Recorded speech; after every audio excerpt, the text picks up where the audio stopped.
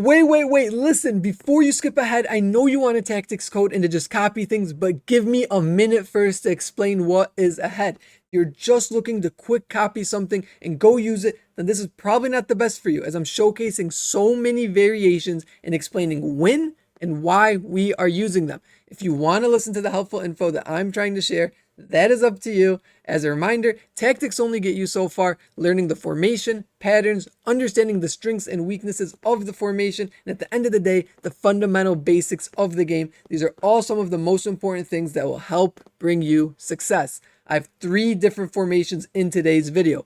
First, the main formation with the variation I have chosen to start a game with. I'll show you a few adjustments I make to it depending on if I am winning or losing. Second formation is a more defensive formation that at times you can switch to, close a game out, or in general, to just have more defensive security if you are struggling to defend, and you can even start the game with this formation. Finally, the last formation is the we need to score a goal, bad, desperate version. I'll show you a modified version for normal use earlier in the game as well, but without further ado, let's get into some of the tactics. So starting out is the 4-4-1-1, which I've posted a video already showcasing how to utilize the formation in game with examples and patterns to look for. But what I am showing you today is the variation that I typically have settled on using in Rivals and Champs, which is with 70 depth and balanced build-up style. As for the player roles, the striker, advanced forward attack, Cam on shadow striker, right mid, left mid, inside forward balanced, one center mid on holding defend, the other on box to box, both fullbacks on defend, both center backs on defender, and the goalie is on sweeper keeper. Depending on who my goalie is and the role, sometimes I'll use goalkeeper. We do know rushing goalies out is crazy, but you can also just hold Y or triangle and do that yourself. So I wouldn't overthink that. But before I get into some changes to make, one thing I want to note that you can run double box to box. A few people have asked me about this, saying they felt the holding center mid isn't truly coming back and defending. Weirdly, it seems that a lot of times the box to box player ends up coming back and defending deeper than the holding player. The downside of this is that both center mids will look to be involved attacking wise, that when you are getting countered, it will take some time for these players to get back. But if your opponent is around your box, taking their time, it seems both center mids will actually be far back defending. The nice thing of holding though is the one center mid will be back for us to switch to early, and we can try to adjust where he is, try to win any passes early when the opponent is trying to do a quick build-up counter. So that is something I just wanted to know. Now, let's say we're struggling, want to add more attacking pressure. 2 different changes I make before trying to change to a different formation is to put this holding center mid, going back to our last point, on box to box. This will give us the more attacking, and then even at times switching the other center mid, the more attacking of the two, on to playmaker. Now, this will give us a lot more attacking support, and I probably would sub out Conte in this case so I can use someone that is a little bit better going forward. But something I also like to do is leave Conte in, put him on holding, and then put Theo on attacking wingback. That he will provide attacking support down the wing, especially with my left mid being on inside forward anyways. You can do both. You can put a more attacking center mid in and use that box to box still where Conte is currently at, and keep Theo going forward. And we probably are looking to start upping this depth into that 95 depth so that we can really press the opponent, try to get a goal back with many options in the final third. Now, the reason I like this 4-4-1-1 formation so much is for a few reasons. The left mid and right mid are very good outlet passes.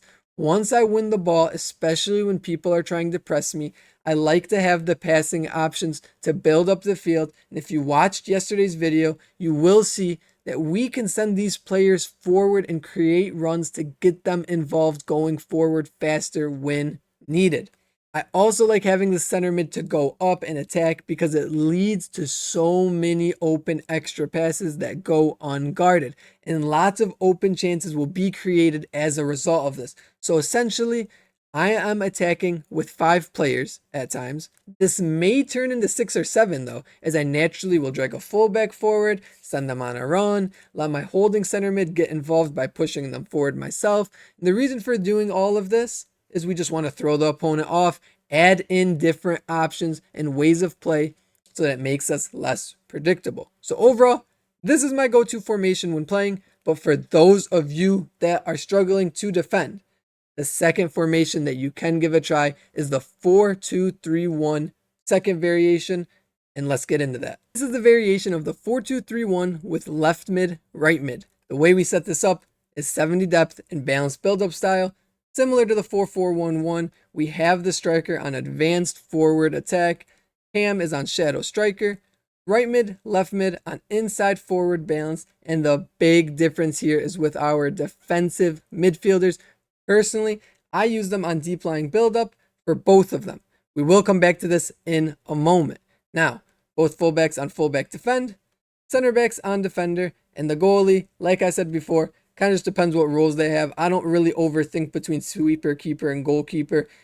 We can hold triangle or Y to rush the goalie out anyways, but I think a lot of people like to use sweeper keeper.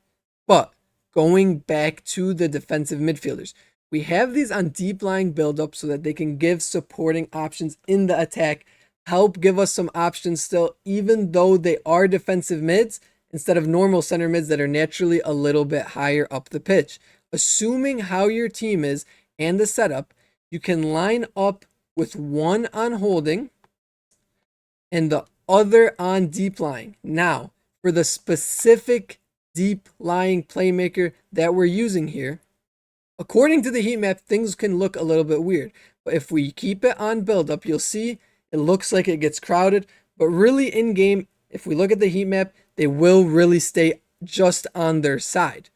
Now, if I switch this to roaming, you're going to notice that it looks correctly shaped now when I'm back with the ball.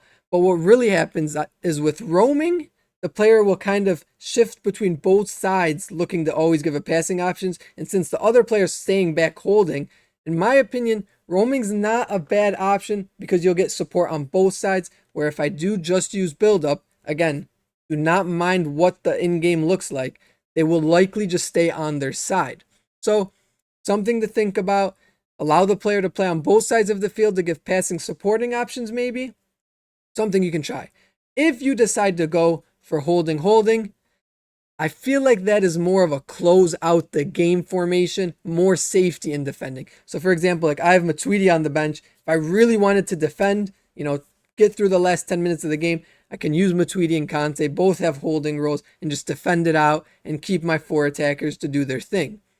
More of a close out the game formation, as I've just said.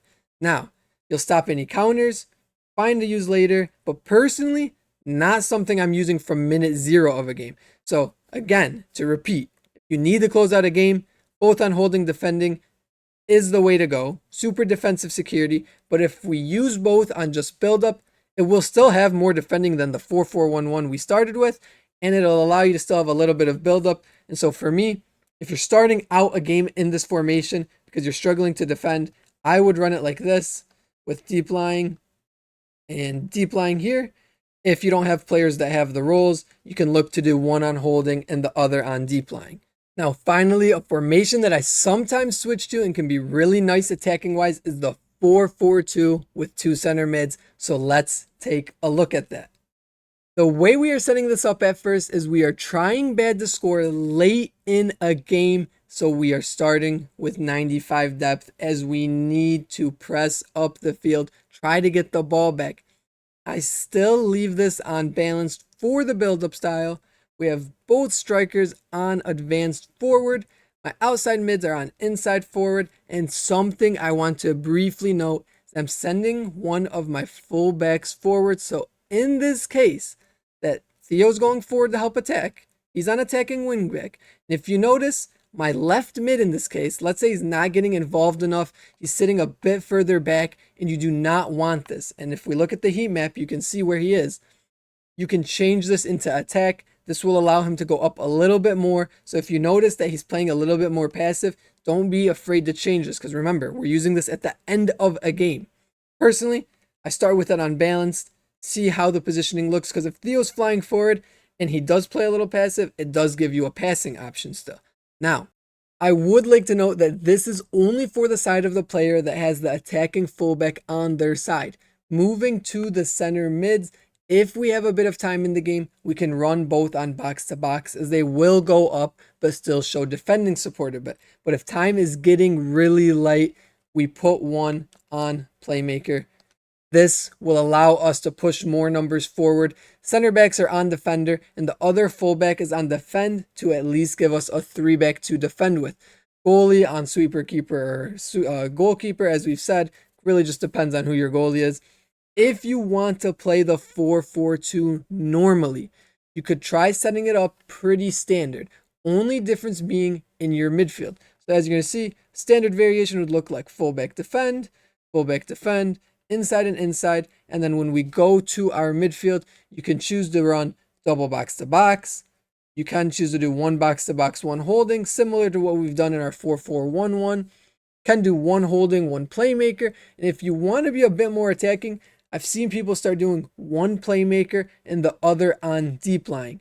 Personally, you can lower that depth down back to 70 if you're playing it normally. If you really want to play aggressive, I mean, I know 95 depths being a thing right now that everyone just wants to press, auto offside trap and all that. So you can feel free to keep it on aggressive. A lot of the times I just stick to 70 depth and then I just try to manually press. But that is up to you to try. Anyone that has made it this far and listened, let me give you a small recap as well as some tips of what I do when I am playing my games.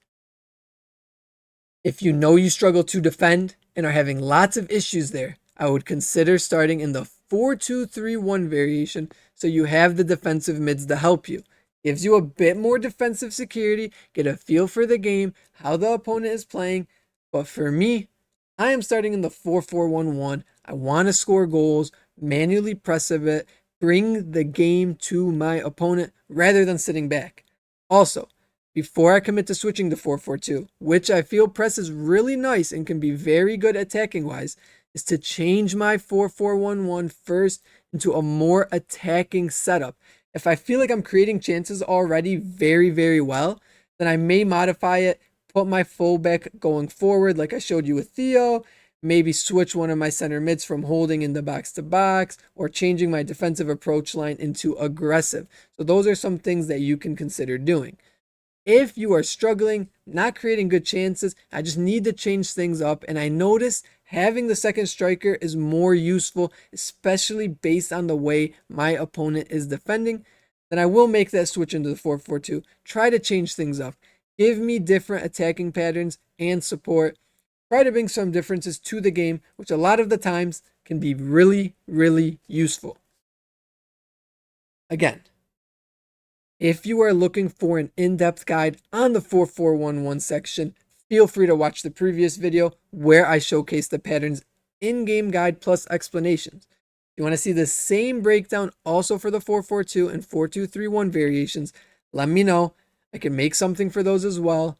But as always, we will be live on Twitch and YouTube every day playing our games, so feel free to stop in, ask any questions you may have. Let me know which of these tactics you're trying, if any of these help make a difference. As I always say, putting on tactics will not make you the best, but rather understanding the tactic, the patterns, the goal of the tactic, what we are trying to achieve, then this will help you more. I will be putting together some more things on fundamentals. Depending on if these videos are liked, I'll look to post more guides showcasing how to get better. If not, we'll go with the flow, post some stuff based on what people are liking to see, as it is my goal to just help everyone out. To anyone that made it to this point in the video, I appreciate the love and listening to me yap. Hopefully this helped, and as always, stay wiggly.